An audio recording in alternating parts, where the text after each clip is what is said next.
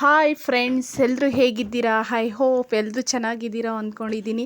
ನಮ್ಮ ಚಾನಲ್ಗೆ ಇನ್ನೂ ಸಬ್ಸ್ಕ್ರೈಬ್ ಆಗಿಲ್ಲ ಅಂದರೆ ಸಬ್ಸ್ಕ್ರೈಬ್ ಆಗಿ, ಮತ್ತು ಲೈಕ್ ಮಾಡಿ, ಶೇರ್ ಮಾಡಿ, ಕಮೆಂಟ್ಸ್ ಮಾಡಿ ಅಂತ ಹೇಳ್ತಾ, ನೋಡಿ ನಾನಿವತ್ತು ಸಿಂಪಲ್ಲಾಗಿ ಮಾಡಬಹುದಾದಂತಹ ಫ್ರೈಡ್ ರೈಸ್ ಬಗ್ಗೆ ಹೇಳ್ತಾ ಇದ್ದೀನಿ.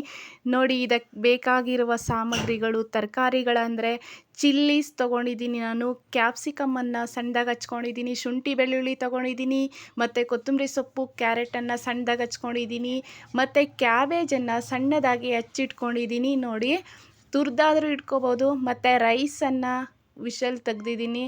ಮತ್ತು ನಾನು ಬಾಣಲೆಗೆ ಶುಂಠಿ ಬೆಳ್ಳುಳ್ಳಿ ಪೇಸ್ಟನ್ನು ಮಾಡ್ಕೋಬೇಕು. ಇನ್ನುಳಿದ ತರಕಾರಿಗಳನ್ನೆಲ್ಲನ ಹಾಗೆ ಹಚ್ಚಿಟ್ಕೊಂಡು ಹಾಕಬೇಕು. ನೋಡಿ, ಒಂದು ಬಾಣಲೆಗೆ ನಾನು ಕಡಾಯಿಗೆ ಎಣ್ಣೆಯನ್ನು ಹಾಕಿದ್ದೀನಿ. ಹಾಕಿದಾದ್ಮೇಲೆ ನಾವು ಸಾಸಿವೆ ಮತ್ತು ಜೀರಿಗೆಯನ್ನು ಹಾಕಬೇಕು. ಇವನ್ನ ಹಾಕಿದ್ರೆ ತುಂಬ ಟೇಸ್ಟಿಯಾಗಿರುತ್ತೆ. ಇಲ್ಲಿ ಹೋಟೆಲಲ್ಲಿ ಮತ್ತು ಬೇರೆ ಕಡೆ ಔಟ್ಸೈಡ್ ಫಾಸ್ಟ್ ಫುಡ್ಗಳಲ್ಲಿ ಇವನ್ನೆಲ್ಲ ಹಾಕೋದಿಲ್ಲ, ಜೀರಿಗೆ ಮತ್ತು ಸಾಸಿವೆಯನ್ನು. ಆದರೆ ನಾನು ಟೇಸ್ಟ್ ಚೆನ್ನಾಗಿರುತ್ತೆ ಅಂತ ಹೇಳಿ ಈ ಥರ ಮಾಡ್ತಾಯಿದ್ದೀನಿ. ನೋಡಿ, ಸಾಸಿವೆ ಚೆನ್ನಾಗಿ ಸಿಡಿತಾ ಇದೆ ಎಣ್ಣೆಯಲ್ಲಿ. ಇದಾದ ಮೇಲೆ ನೋಡಿ, ತುಂಬ ಟೇಸ್ಟಿಯಾಗಿರುತ್ತೆ ಮತ್ತು ಸಿಂಪಲ್ಲಾಗಿರುತ್ತೆ. ಯಾವುದೇ ಬೇರೆ ಪದಾರ್ಥಗಳನ್ನು, ಬೇರೆ ಯಾವುದು ಸಾಸ್ಗಳಾಗಿ ಯಾವುದನ್ನು ಯೂಸ್ ಮಾಡಿಲ್ಲ ನಾನಿಲ್ಲಿ. ನೋಡಿ, ಸಾಸಿವೆ ಮತ್ತು ಜೀರಿಗೆ ಸ್ವಲ್ಪ ಸಿಡಿತಾ ಇದೆ ಎಣ್ಣೆಯಲ್ಲಿ. ಇದಾದಮೇಲೆ ನೋಡಿ, ಹಸಿಮೆಣ್ಸಿಕಾಯನ್ನು ಹಚ್ಚಿಟ್ಕೊಂಡಿದ್ನಲ್ವ, ಆ ಹಸಿಮೆಣ್ಸಿಕಾಯನ್ನು ಹಾಕ್ಕೋಬೇಕು ಎಣ್ಣೆಯಲ್ಲಿ. ಮತ್ತು ಕ್ಯಾಪ್ಸಿಕಮನ್ನು ಹಚ್ಚಿಟ್ಕೊಂಡಿದ್ದೆ, ಅವನ್ನು ಕೂಡ ಇದರಲ್ಲಿ ಹಾಕಬೇಕು. ನೋಡಿ, ಹಾಕ್ತಾಯಿದ್ದೀನಿ ಎಲ್ಲವನ್ನು. ಚೆನ್ನಾಗಿ ಇವನ್ನ ಬೇಯಿಸ್ಕೋಬೇಕು ಎಣ್ಣೆಲ್ಲೇ. ನೋಡಿ, ಬೇಯ್ತಾ ಇದೆ ಎಣ್ಣೆಲ್ಲೇ. ನೆಕ್ಸ್ಟು ನಾನು ಕ್ಯಾಪ್ಸಿಕಮನ್ನು ಹಚ್ಚಿಟ್ಕೊಂಡಿದ್ದೆ, ಅದನ್ನು ಕೂಡ ಹಾಕಿದ್ದೀನಿ. ನೋಡಿ, ನೆಕ್ಸ್ಟು ಕ್ಯಾಬೇಜನ್ನು ತುರಿದಾದರೂ ಹಾಕ್ಬೋದು, ಇಲ್ಲ ಅಂದರೆ ನಾವು ಹಂಗೆ ಸಣ್ಣದಾಗಿ ಹಚ್ಚಿಟ್ಕೊಳ್ಬೇಕಾದ್ರೂ ಹಾಕ್ಬೋದು. ನೋಡಿ, ಕ್ಯಾಬೇಜನ್ನು ಹಾಕ್ತಾಯಿದ್ದೀನಿ. ಇದರಲ್ಲಿ ನೀರಿನಂಶ ತುಂಬ ಇರುತ್ತೆ. ಇದನ್ನು ಚೆನ್ನಾಗಿ ಎಣ್ಣೆಯಲ್ಲಿ ಫ್ರೈ ಮಾಡ್ಕೋಬೇಕು. ನೋಡಿ, ಕ್ಯಾಪ್ಸಿಕಮನ್ನು ನಾನು ಹಚ್ಚಿಟ್ಕೊಂಡಿದ್ದೀನಿ. ನೀವು ಬೇಕು ಅಂದರೆ ಬೇಕಾದರೆ ತುರ್ಕೋಬೋದು. ನೋಡಿ, ಈಗ ಹಾಕ್ಕೊಂಡು ಎಲ್ಲವನ್ನು ಹಾಕ್ಕೊಂಡು ಕ್ಯಾಪ್ಸಿಕಮ್ ಮತ್ತು ಚಿಲ್ಲಿ, ಕ್ಯಾಬೇಜನ್ನು ಹಾಕಿದ್ದೀನಿ. ಅಷ್ಟರಲ್ಲಿ ನಾನು ಶುಂಠಿ ಬೆಳ್ಳುಳ್ಳಿ ಪೇಸ್ಟನ್ನು ಕೂಡ ಮಾಡ್ಕೊಂಡಿದ್ದೀನಿ. ಅದನ್ನು ಪೇಸ್ಟನ್ನು ಮಾಡ್ಕೋಬೇಕು. ಹಾಗೆ ಹಾಕಿದ್ರೆ ಅಷ್ಟು ಟೇಸ್ಟ್ ಇರಲ್ಲ.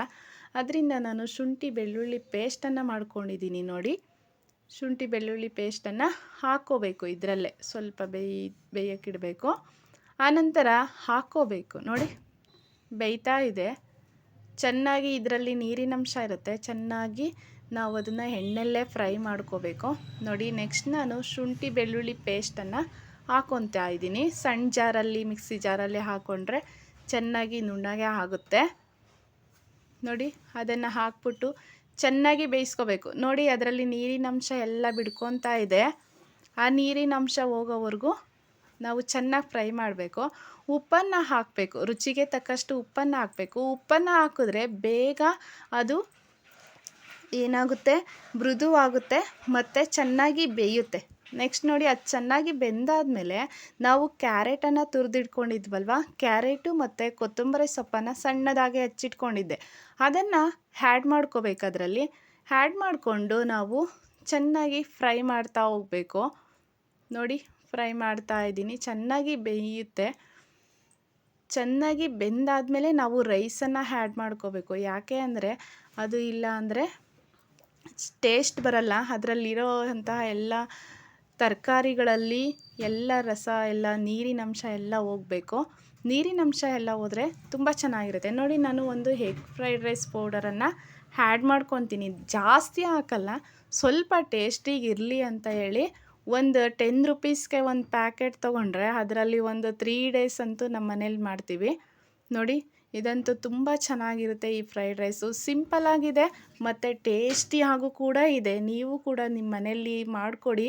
ನಿಮ್ಮ ಮಕ್ಕಳಿಗೂ ಎಲ್ರಿಗೂ ತುಂಬ ಇಷ್ಟ ಆಗುತ್ತೆ. ನೋಡಿ, ತುಂಬ ಚೆನ್ನಾಗಿದೆ. ರೈಸನ್ನು ಹ್ಯಾಡ್ ಮಾಡ್ಕೊಂಡಿರ್ತೀನಿ. ನೋಡಿ, ಇದಕ್ಕೆ ರೈಸನ್ನು ಹ್ಯಾಡ್ ಮಾಡ್ಕೊತಾ ಹೋಗಬೇಕು. ಚೆನ್ನಾಗಿ ರೈಸು ಮತ್ತು ಈ ಒಗ್ಗರಣೆಯನ್ನು ಮಾಡ್ಕೊಂಡಿದ್ವಲ್ವ ಎಲ್ಲ ತರಕಾರಿಗಳಿಂದ, ಅದನ್ನು ನಾವು ಚೆನ್ನಾಗಿ ಮಿಕ್ಸ್ ಮಾಡಬೇಕು. ಮಿಕ್ಸ್ ಮಾಡಿದ್ರೆ ತುಂಬ ಟೇಸ್ಟಿಯಾಗೂ ಕೂಡ ಇರುತ್ತೆ. ನೋಡಿ ನಾನು ಮಿಕ್ಸ್ ಮಾಡ್ತಾ ಇದ್ದೀನಿ, ಚೆನ್ನಾಗಿ ಎಲ್ಲವನ್ನು ಮಿಕ್ಸ್ ಮಾಡಬೇಕು. ನೋಡಿ ಯಾವ ಥರ ಬಂದಿದೆ ಫ್ರೈಡ್ ರೈಸ್ ಅಂತ. ತುಂಬ ಟೇಸ್ಟಿಯಾಗಿರುತ್ತೆ, ನೀವು ಮಾಡ್ಕೊಳ್ಳಿ ಅಂತ